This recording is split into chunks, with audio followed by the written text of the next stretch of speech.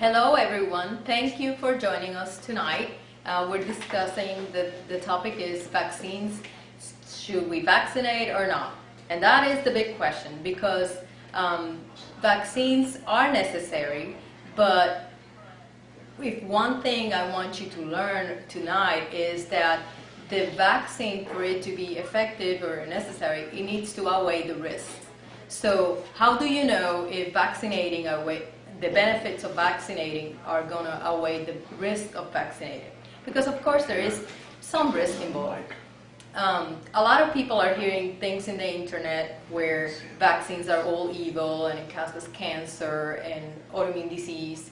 And although there are some rare side effects and rare circumstances where soft tissue vaccines, soft tissue sarcomas occur because of the vaccine, mainly the benefits are greatly valid, you know. So what we're going to do tonight is go through the most common questions that I get from pet owners and try to address all your concerns regarding the safety and the need for vaccines.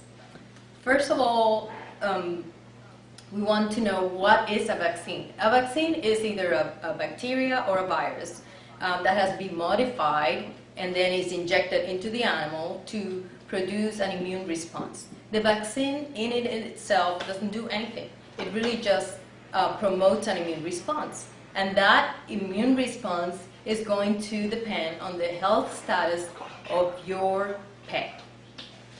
So basically, that is why we tell you not to vaccinate sick, debilitated, geriatric pets, just healthy pets. So that's the first thing that you have to learn. You only vaccinate those healthy animals, and it's obviously a prevention. So basically, when we're talking about the vaccines, are all vaccines the same? No, they're not. Obviously, some of them are made of bacteria, depending on the disease, and some of them are made of pieces of the viruses. But there are different qualities of vaccines. So some have adjuvants, and the adjuvants are really the evil component of the vaccine sometimes, the ones that are blamed for the most reactions. But the vaccine itself, it is a modified way of exposing your pet to the disease without a fatal consequence. So a lot of people tell me, why do we really vaccinate? Well, the vaccine, again, is very valid. They keep infectious diseases under control. A lot of those infectious diseases affect humans. So of course, you know, it's a public concern, health concern for all of us. And specifically in Polk County, in our area in East Polk, we've been seeing a rise in the cases of Parvo Virus, which used to be a completely eradicated disease. So why the resurgence of it? Well, I have my theories, but a lot of it is because people think that to be a pet owner, a good pet owner, all you have to do is shelter, food, and vaccinate. Well, I challenge you to consider that the main thing, obviously love, shelter, and food, but an annual physical exam, a very thorough one, once a year, definitely is more important than the vaccines. And at that moment, I invite you to ask your veterinarian, ask us, any questions or concerns about your pet. We will do a thorough physical exam. We'll see what's going on the outside of your pet. And we might recommend to do blood work because we want to know what's the inside of your pet. To really assess the health status of your animal, you might need both, or you need both, really. And then vaccines then becomes a situation that is customized for each patient, because not all pets need the vaccines. And that's what I want you to learn tonight.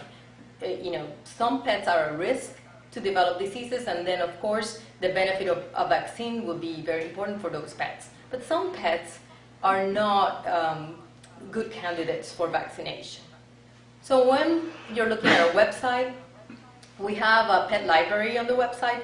Please use that pet library if you have any deep concerns about vaccines, or you want to learn more about what are in the vaccines, what the kinds of vaccines. We have excellent information in our pet library. So today we're going to stick to the big picture, and we're just going to try to answer your questions. And we'll answer your questions about anything tonight, But of course, let me just go over the vaccine topics, and then I will be answering your questions live. I have my nifty little iPad, and I will definitely look at your comments and definitely answer them live. And of course, if you log in, even to say hi, and even to say, to ask a question, to say hi, if you log in, you're entering a raffle for a stay at the country of your choosing at the World Suites. And of course, for all of you that haven't heard of it, this is the best pet hotel in town, and to me, in the home state. But you can pick your country and stay for your pet and stay that weekend for free. And if you need to do boarding or even daycare, just for logging in, you're going to get $10 off. So just make sure you put your information, your pet, and your email, and we'll be glad to credit that to your account. So thank you again for joining us. And like I said, we're going to be answering your questions. We'd like to go over why do we vaccinate? Well, when babies, let's just start with the babies, puppies and kittens. When they're born, they are borrowing their immune system from their mother, and they get all these antibodies and the protection against disease they get from the mother. And of course, the quality of the protection depends on the prenatal care of that mother. And so if the mother was a stray and it didn't get any vaccines, or if it was very lax in the vaccine history before, then that mother's not going to have a lot of immunity to give to that baby, number one. Number two, the maternal antibodies, those disease-fighting antibodies that are passed to the baby, they vary and they stay in there for maybe 3 to 4 months. And of course, if you vaccinate a very young animal, 3, 4, 5-week-old puppy, you are not doing anything, because the maternal antibodies are going to fight that vaccine, and it's not going to elicit an immune response that you want. So basically, for all those people that buy pets from the flea market or pets from dubious breeders, they get these vaccines at 2, 4, 5 weeks, and they say, oh, I have all the Parvo vaccines completed. But in reality, they haven't had anything, because the maternal antibodies are interfering with that vaccine. So this is something that you need to consider when you're buying a puppy. Buying from a good breeder, make sure that they have been examined by a veterinarian and that they have the correct amount of vaccines and dewormings that they need. But the same other concept that I was saying, when you vaccinate your animal, it takes about 2 weeks for that immune response to come up. So if you are going to board your animal in a World Suites, or if you're going to take your animal to a park or to any other places where there might be a lot of disease challenges, then you should do it in advance, because it will take about 2 weeks for the immune response to be in such amount that it will be protecting your pet. So those are vaccination failures where I see the Parvo cases rising. I believe it's because of that, because the breeders vaccinate when there's not supposed to be, and because sometimes you vaccinate and then you expose the dog to the disease, and then it didn't really do the job.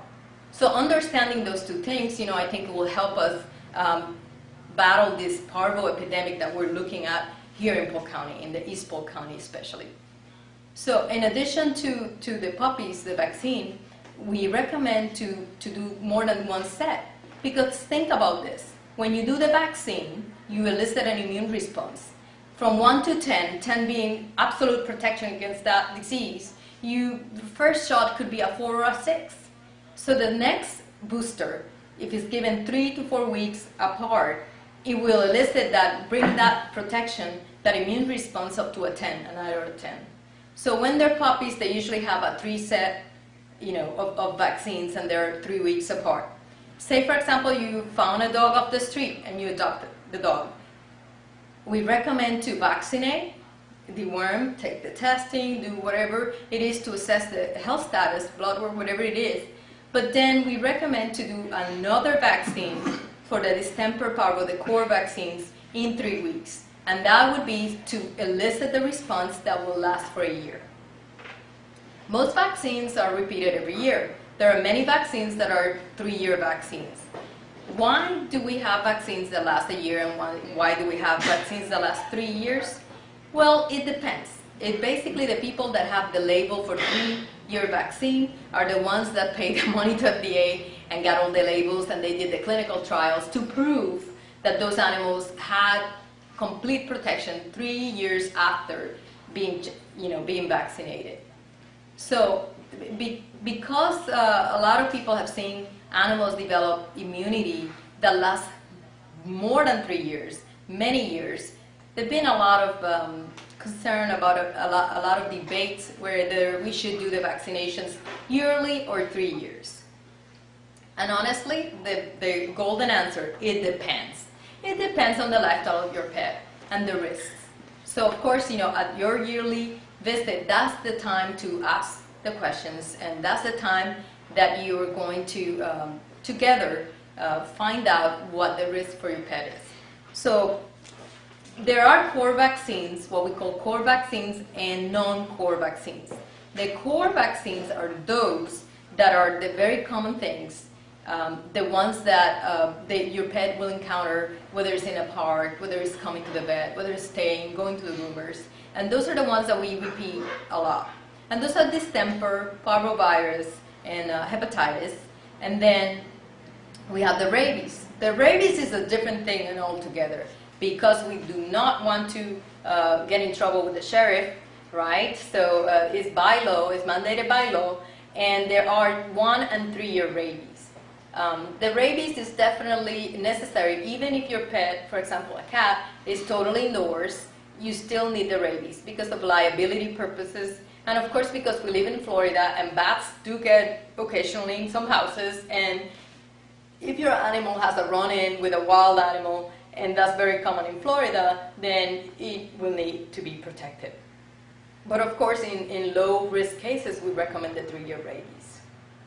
So when we talk about vaccines, are all vaccines created equal? Not really. Some vaccines are high quality. They're using better technology. DNA recombinant vaccines, they use different technology than the older vaccines that had different adjuvants.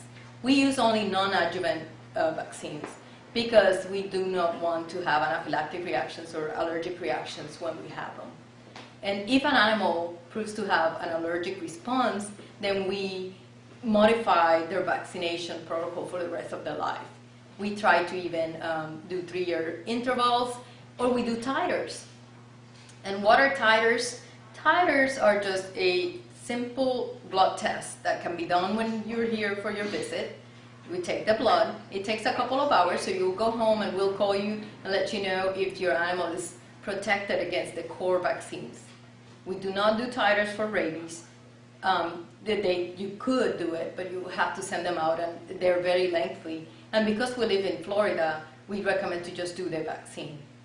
But for the core vaccines, definitely that's a great option. Titers is just a great option, and something that we can do here. And especially for an allergic dog. If a dog reacted to the vaccines, then our advice is to split the vaccinations the next year, use pre-medication with an antihistamine, or we can exempt your pet from vaccination. We will write that down. We will give you a certificate that you can take to other places that you might need your dog that will require proof of vaccination. And it would say that your pet is not in the best interest of your pet to be vaccinated. So we can do that and help you out in that way. But basically, we always customize the protocol of vaccination to your pet, depending on the lifestyle and the risk of exposure to those diseases. Again, high-risk dogs are those that are hunting dogs, cats that go outdoor and hunt, dogs that are on field trials or dog shows, because they travel along. There's a lot of crowded situations, a lot of people traveling, and sometimes it's not even the dog, it's the people that are traveling all those places. They carry diseases in their shoes, the soles of their shoes, or in their clothing. So they act like vectors of disease, really. And those dogs that eat feces, and some dogs that's more common, I know it's gross, but those are a higher risk, because there are a lot of parasites and also viruses that are transmitted, through the feces. So basically, some cats that are indoors, they are considered low risk for disease because, of course, they're not exposed to the wildlife, or they don't hunt and they don't get it through the ground. But still, for those cats, I would recommend interval vaccinations, and sometimes 3 years or a little bit longer. But definitely a once a year physical exam is the most important thing for your pet. And again, I cannot emphasize that point enough because at that yearly exam, that's when you're going to get all these questions answered. And that's when we're going to assess if your pet needs vaccines or not. Like I said before, there's some reactions, allergic reactions, and what are those? The main one is when the face swells up. That's one that everybody recognizes, and it usually happens pretty quick, within 24 hours of having the vaccines. Actually, within half an hour of getting the vaccine.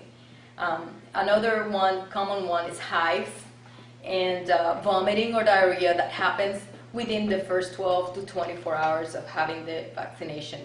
If your pet experiences that, please call the office and let us know, because we will mark that in the record. And of course, we want to do what's best for your pet. So the next year, we will reassess and maybe suggest another way of vaccinating your pet or keeping it healthy. Another allergic response, and this is typically in cats, is called a soft tissue sarcoma. It's a cancer that is usually caused by the injection itself. Any injection, in all fairness, any injection could cause a soft tissue sarcoma in a cat because it is an insult to the body, and it's just how the body responds to it that causes the sarcoma. But in any case, if your animal has a tissue sarcoma, that's a very serious thing. We usually do not vaccinate those animals anymore. That would be an exemption. And of course, it requires to surgically remove that. But it's very rare, thank God, but it happens. And so, of course, as the animal gets older, that we assume that the years of having the vaccine are doing, the benefit, they're providing the benefit, and they're giving protection or immunity against that disease. So basically, the older the animal, we don't really think that they need to be repeating the vaccine. Because at one point, the benefit is going to go down, and the risk of a reaction is going to be more than the protection from that disease. So we have a bunch of questions, and thank you so much for asking these questions. And I think that the first one is from Grace Vega. And it says, thank you for the opportunity. And it says, how safe is to vaccinate our dogs for rabies? Do we really need it these days if she's a home dog with no contact with other dogs? And Ms. Vega, I say yes. Unfortunately, it is mandated by law, and you don't want to mess with the sheriff. Our sheriff's pretty good and be on to you. So basically, we can do a 3-year rabies, which will minimize exposure, the reaction to it. Some vaccines are killed, and some vaccines are modified live. The killed vaccines, like rabies, is a killed vaccine. The reason nobody will like a modified live is because the killed vaccine might not be as effective as the modified live, but it definitely won't give you the disease. So whereas a modified vaccine, it is a live virus that they're giving you. It is just that they've taken a little piece to render it less effective. But the immune response will mimic one of a real virus. So the immune response is stronger in a modified live.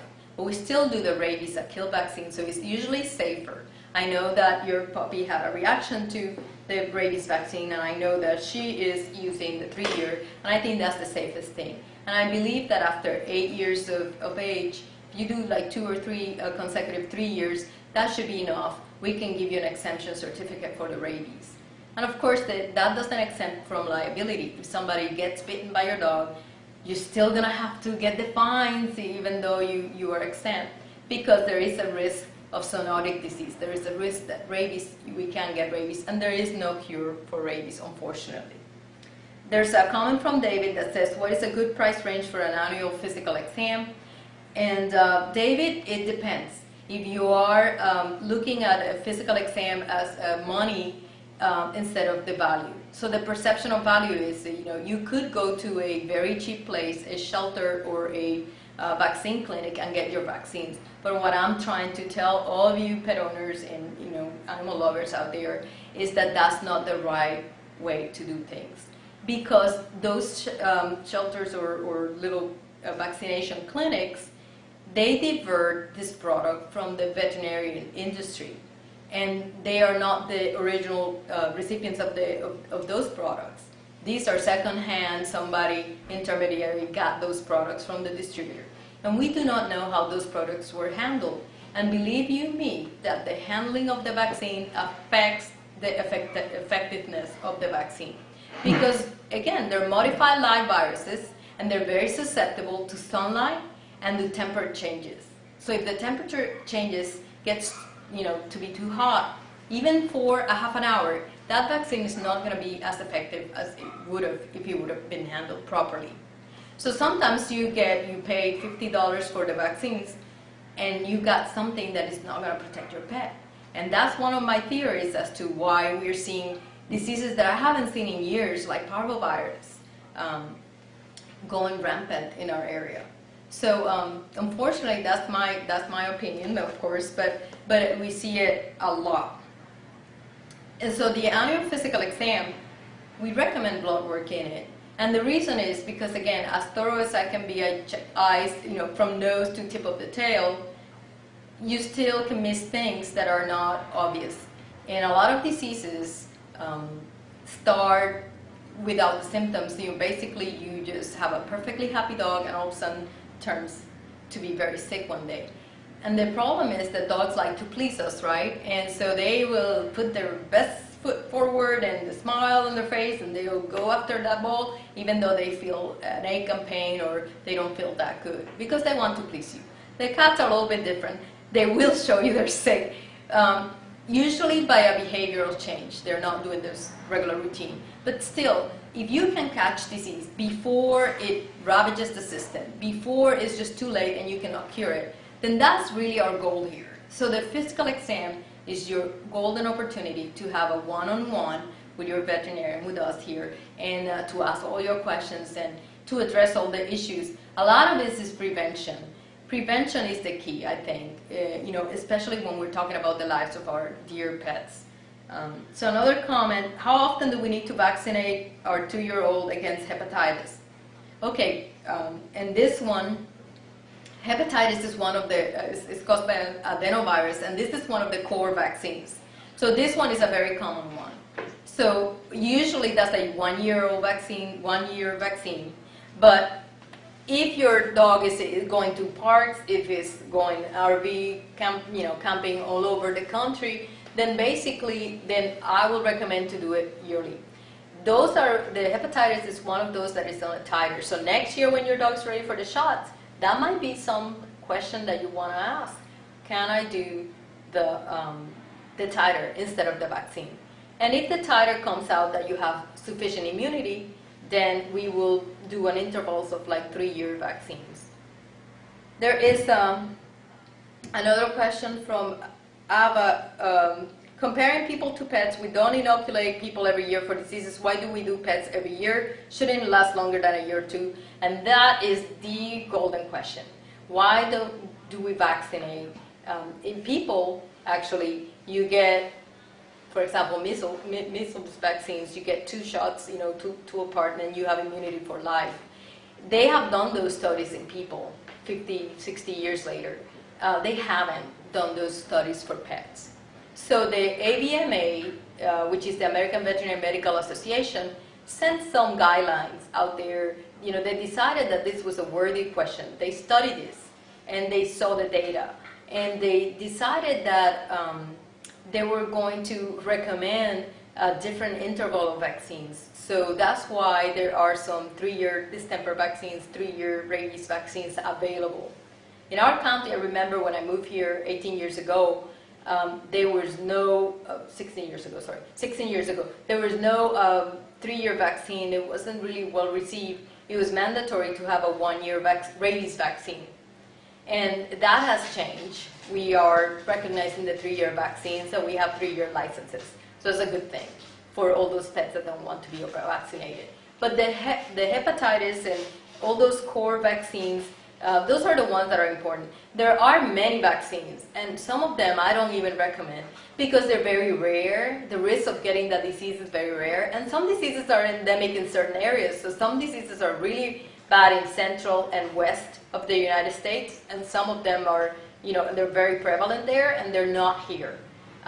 For example, Lyme disease, everybody knows Lyme up north is very common, but over here is not as common. It is coming in more because of the people moving from up north here, but still is not as common as we would, consider, for example, hepatitis that somebody else asked.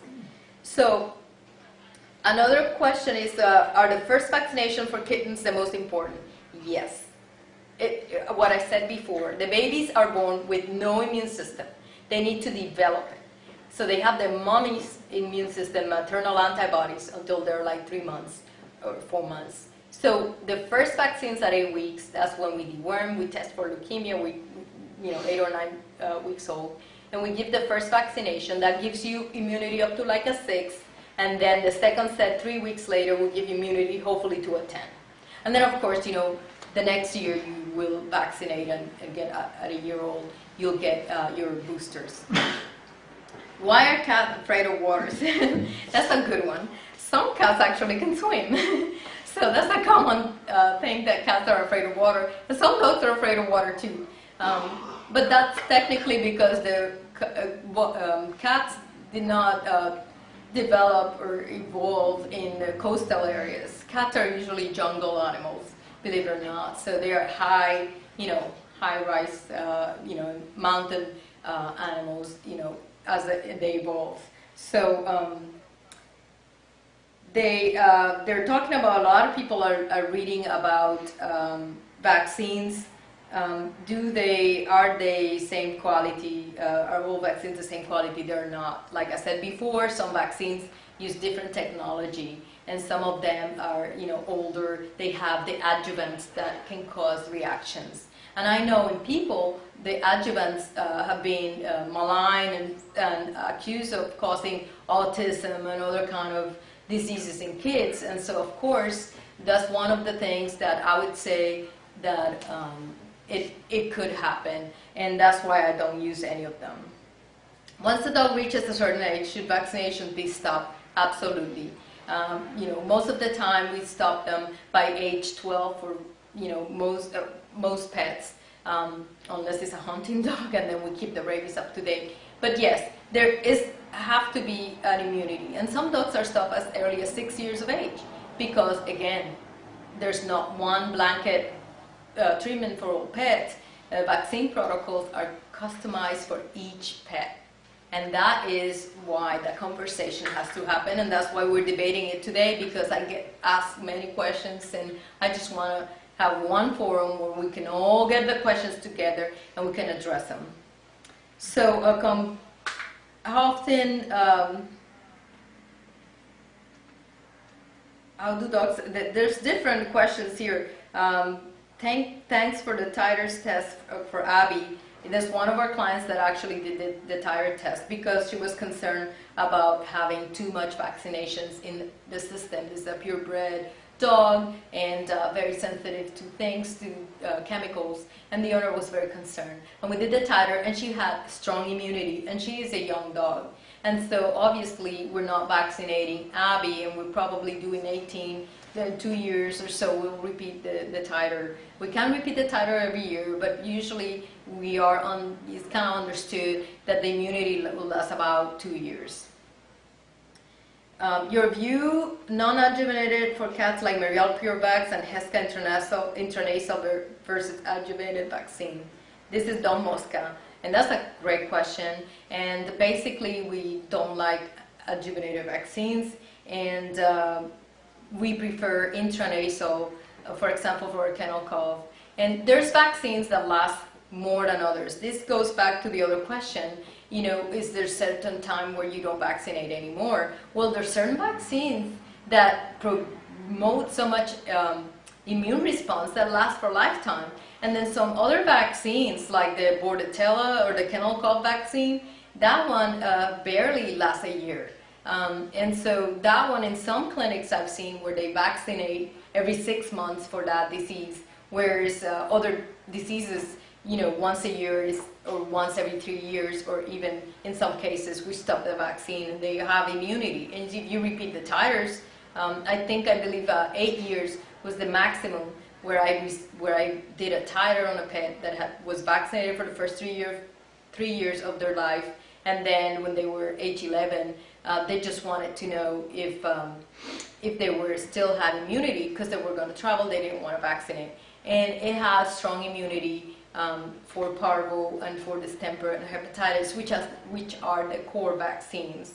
And of course, the other non-core vaccines like Lyme disease, Giardia, Leptospirosis, all of those vaccines are given, again, based on the risk. And some of them I don't recommend. For example, in cats, the FIV vaccine, which is the AIDS virus for cats, I don't recommend that vaccine. And the only scenario that I can recommend it would be if you have a household that already has cats that had AIDS and you have a new cat that doesn't have it. In that scenario, well, you know, if you're gonna introduce this cat to this household, then I think that would be the only valid scenario that I would risk it.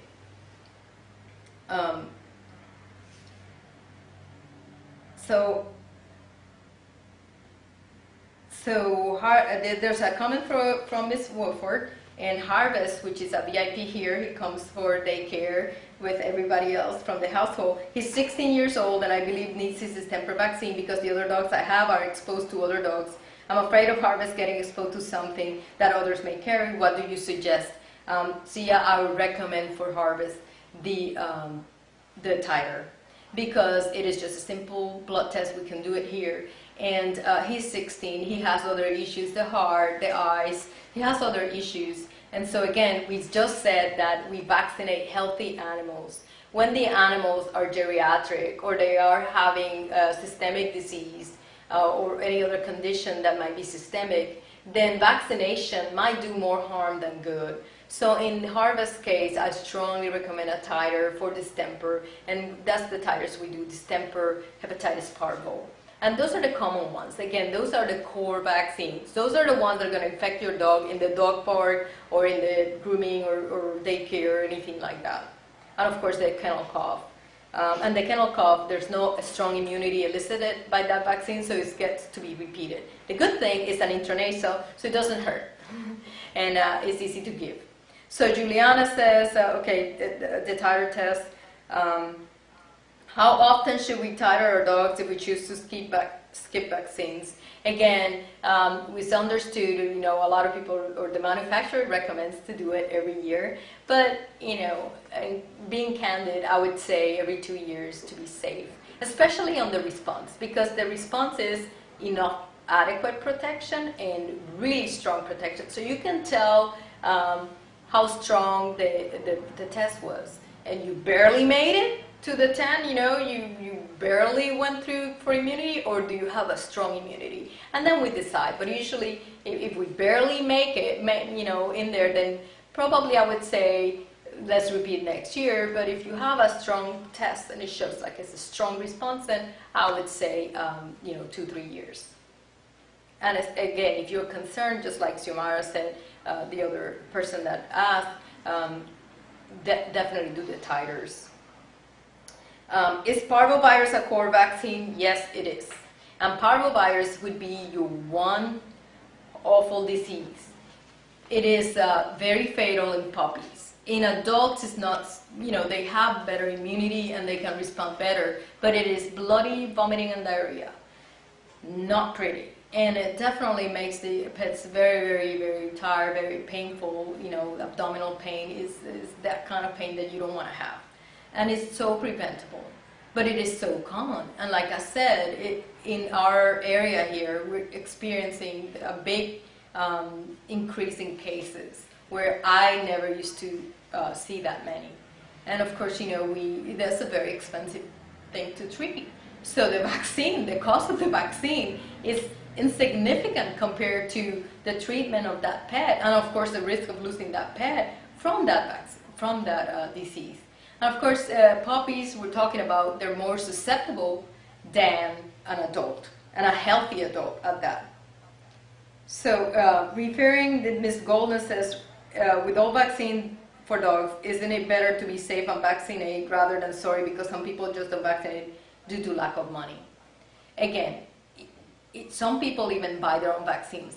What I'm trying to tell you is you might think that you're saving money, but if that vaccine was not handled properly, if that vaccine is one of those old vaccines that have this malignant adjuvant that can cause cancer or can cause any other reaction, then did you really save money?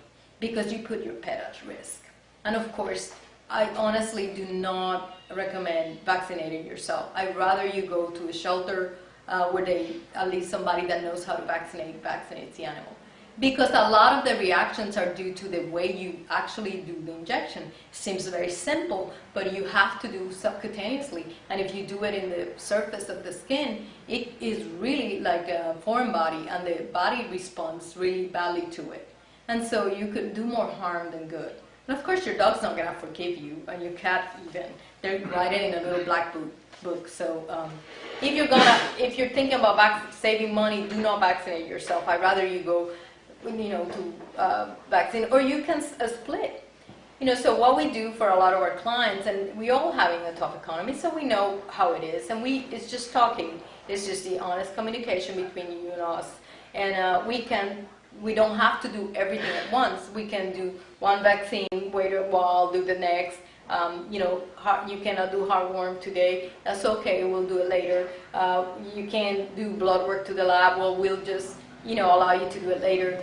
I mean, it is as long as you're aware of what they need, then you can budget and you can divide it, and we'll be glad to assist you in any way we can. And my neighbors do not vaccinate their dogs. This is from Renee, which they share a common fence with my dogs. So this put my dogs at higher risk. If so, should I always vaccinate? Again, Renee, it depends. That is, again, the golden answer. It depends. Yes, a lot of diseases are going to be transmitted by, just like the common cold in people, the one sneeze can travel 15, 30 feet. So the same with dogs. So some diseases are transmitted like that. Other diseases, for example, Parvo virus stays in the ground. When it rains and the water moves around your ground, it could move that latent disease in there, and then it could go across into your yard. And then in Florida, we have wildlife, welcome wildlife, to give us more to worry about.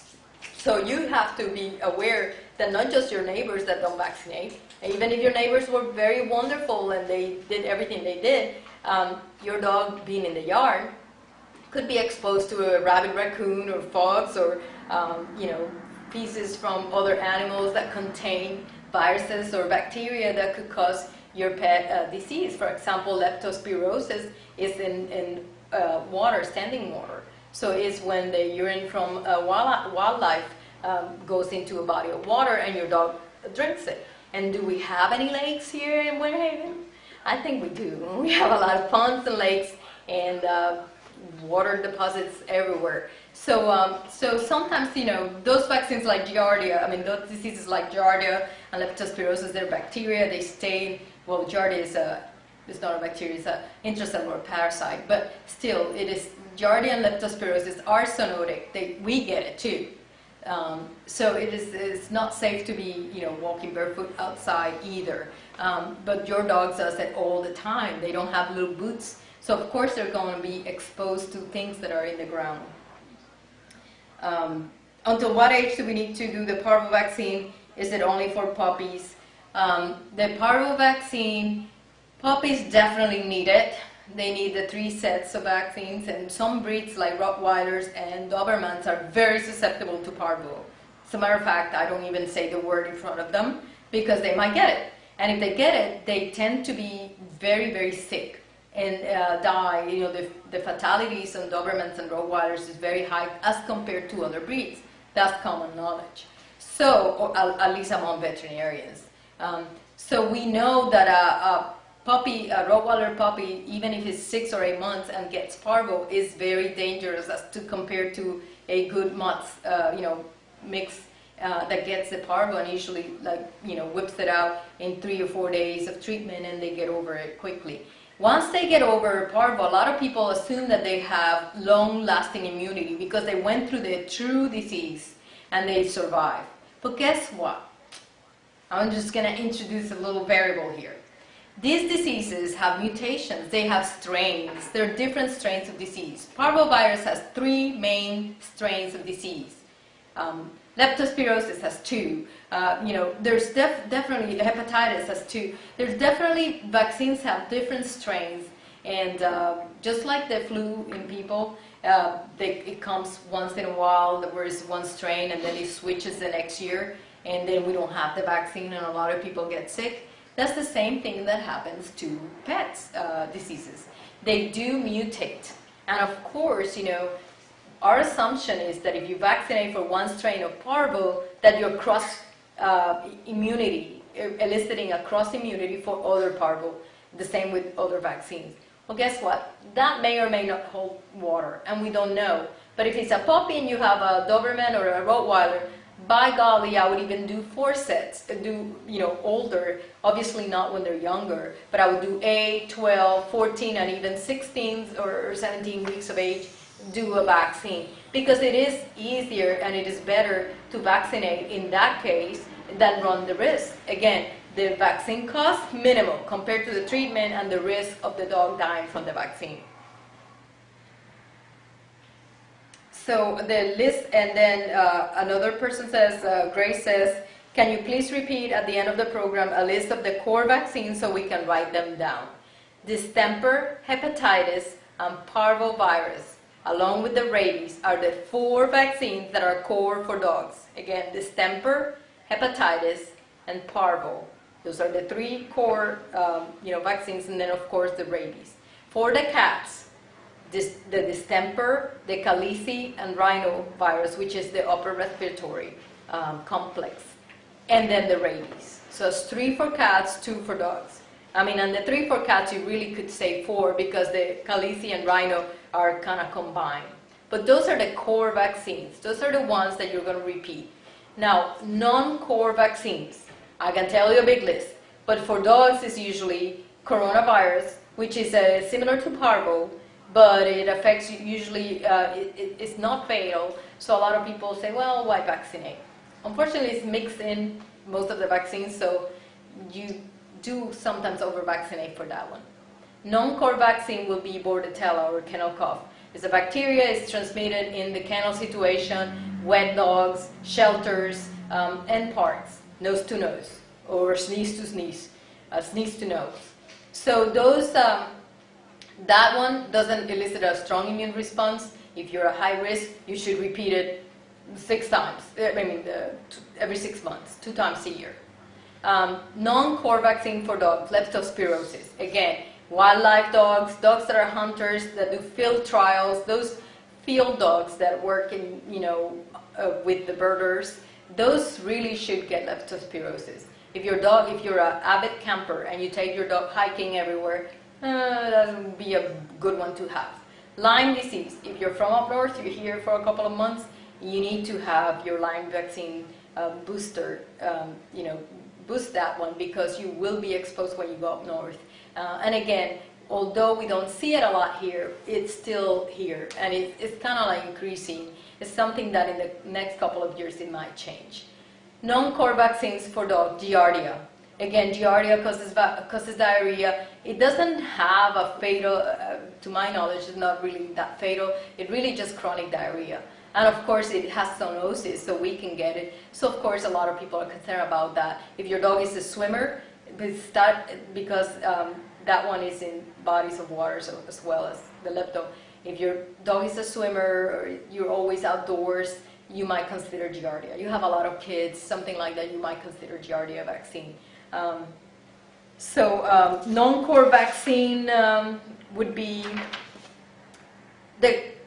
those are the ones for the dogs that I would say. For the cats, non-core vaccine, the leukemia and the AIDS. And I know that the leukemia, we give it a lot because a lot of people have indoor-outdoor cats. So the leukemia vaccine is very important, I think, for the dogs, the cats that go outside. Because it is very contagious disease, and it is really just a chronic issue with the immune system of the cat. So I definitely would like for anybody that has a cat that goes out, spends a lot of time outdoors, to have the leukemia vaccine. Doesn't have to be boosted every year though. I usually recommend every other year, sometimes, depending on what the percentage of them being outdoors is. If it's a completely outdoor cat, then yearly. But if it's just you let them out and everything, well then every year, every 2 years will be sufficient in my book. Non-core for cats, the FIV vaccine, again, very narrow scenario that I could think of would be if you're introducing a healthy cat into an FIV infested household. Non-core vaccine for cats, Bordetella. Unless your cat is going to board long term or is going to be in a show. If it's a show cat and you're showing it, of course do the Bordetella because you're going to have that. Chlamydia vaccine, if you're in a shelter situation, shelters usually vaccinate for chlamydia because it is very prevalent in shelters, and it runs through the whole thing. And it could be fatal because the cats develop ulcers in the tongue and they don't want to eat. And if a cat, if you know one thing is that you cannot make a cat do anything, especially eat when they say no. So that is one that for shelters really. But definitely core and non-core, very important thing, distinction that you guys have to learn today. Again, the vaccine dilemma cannot be solved with a blanket answer for all of the pets. It has to be case-specific, animal-specific, lifestyle-specific. And that is the conversation that you have with your veterinarian, with us, once a year. Sit down, let's assess the risk and the benefits. And as long as the benefits are, the balance is tilted towards the benefits, we were going to continue to vaccinate. The minute you have any concerns, the animal is allergic to, develops an allergic response to a vaccine, the animal is geriatric, the animal is totally indoors and you don't really think they're at risk, or the animal has a systemic disease, then in that case, vaccines are off the table. And taking them to a vaccine shot, clinic is not going to be in benefit of their health. It's actually going to be something that can harm them. So for cats, it is important to follow a protocol of vaccinating on the limbs. If so, if this is for all types of vaccines or certain types. And this is from Don Mosca, and this is a really good question. Because in cats, I just said that sometimes you can cause a tissue sarcoma. If I was in an ideal world, then all cats will be vaccinated in the tail. Because if they have a reaction, you amputate the tail and you have a perfect cat. But of course, there's not a lot of meat in the tail. And I don't know many cats that will let you inject them in the tail and you leave the tail in the tail. Or you might live the first year and then good luck to you the next year when they come. Because they know. So basically, we do a specific place of vaccination. And I've been doing this. Funny that you mentioned, Don. I started my practice strictly cats. My first 2 years of practice, private practice, was mainly strictly cats. And so I did see soft tissue sarcomas before they were in the mainstream, in the awareness of all vets. And I did see them. And I did participate with the companies that produce the vaccines. And at that time, they used to mix the vaccines, which is a horrible thing, by the way. And this is something that they do at the shot clinics. They have a vaccine, they mix it with leukemia, rabies, and the distemper, the core vaccines with the leukemia, mix in the same syringe and give it. Because, of course, you're doing assembly line vaccination, and you just want one shot and get all of it in there.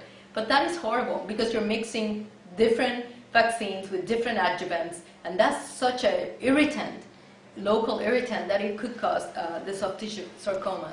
So basically, that was a horrible practice, and I don't know of anybody doing that. I truly hope so. But what I started doing, and the American Veterinary Medical Association recommends, is to put the vaccines, every single dog or cat that you see, in the same spot. So in our practice, leukemia is given on the left side and the back leg, the rabies is always given on the right, rabies on the right leg.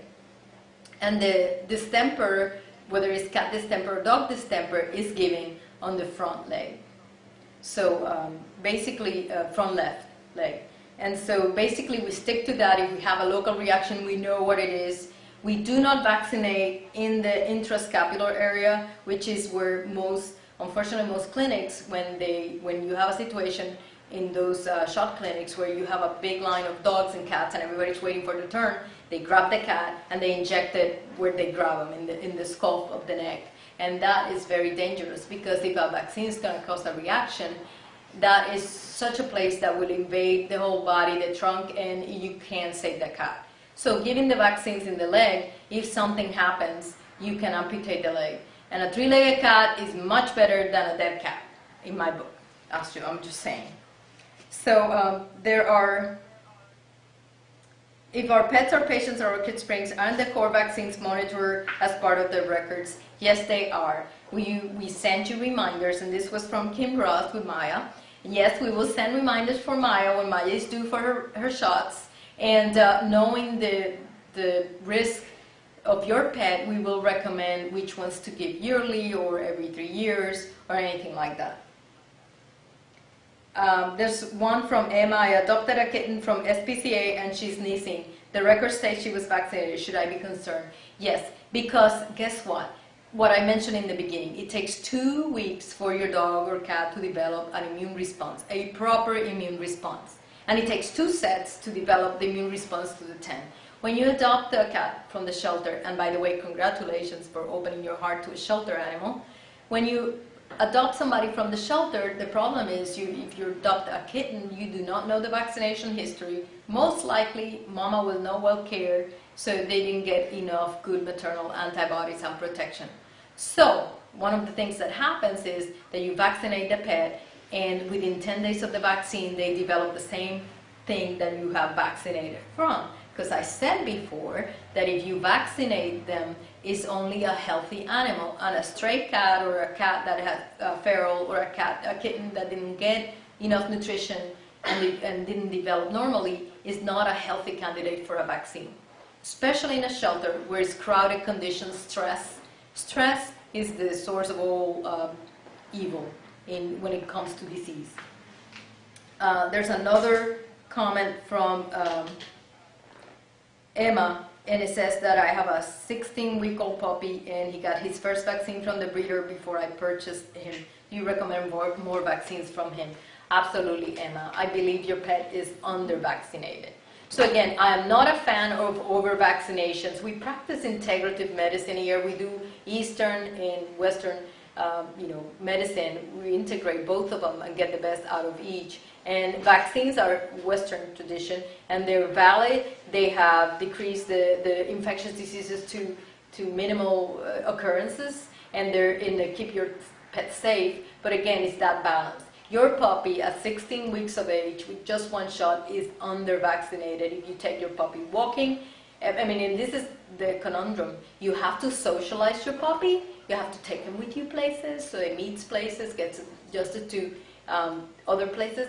But unfortunately, you need to make sure that your pet is vaccinated and properly immunized, and it has enough response. So your puppy needs at least 2 more sets of vaccines. Ones that you bring him to us, we'll give him 1 and then repeat it in 3 weeks to make sure.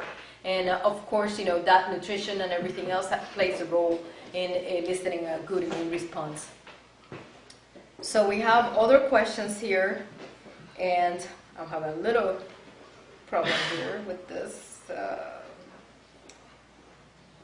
Basically, there are many, there are many other questions that don't have to do with vaccines here, and I'll answer you, if not on live, we'll do it later by email. But how do dogs perceive time? And that is a great question. There probably is time that, I don't perceive time.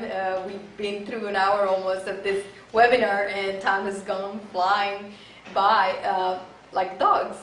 Dogs do not perceive time the way that we do. There's a deeper connection in pets.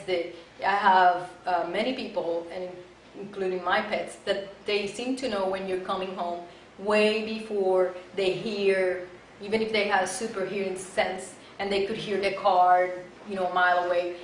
They seem to know when it's time that you're going to come home. They rely on visual cues of the day and the light and your behavior. And of course, I feel that they have an extra sense. They're really connected to us. In our bonds with our animals are so strong. They seem to sense feelings and emotions from us. So they do not perceive the time as we do. When the animals come here, for example, for boarding, a lot of people are concerned, I'm going away for 5, 6, 7 days, what's going to happen? For your dog, every time you leave the door, you're gone forever, and every time you're there forever. They just don't really assess that thing. And some dogs are very, very bonded to the owners, and sometimes when you're away, whether you're away for 5 minutes or 5 days, they're going to behave the same. They get depressed, they don't see you, they want you, they're just depressed.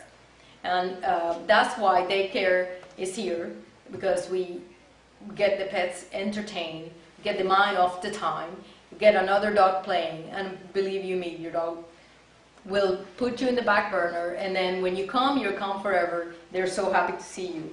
So the time, science said that time really doesn't exist. And it might be proven one day, but until then, we do measure the time in different than dogs. For each one of our years, the dogs age 4 years. And that is why it's so important for you to go once a year to check your pet.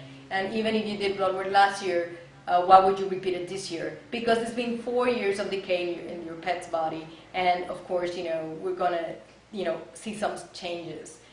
The same with the vaccines. Why do we vaccinate every year sometimes? Well, because it's been 4 years of decay and exposure and things, in the immune system of your pet, and it might be necessary.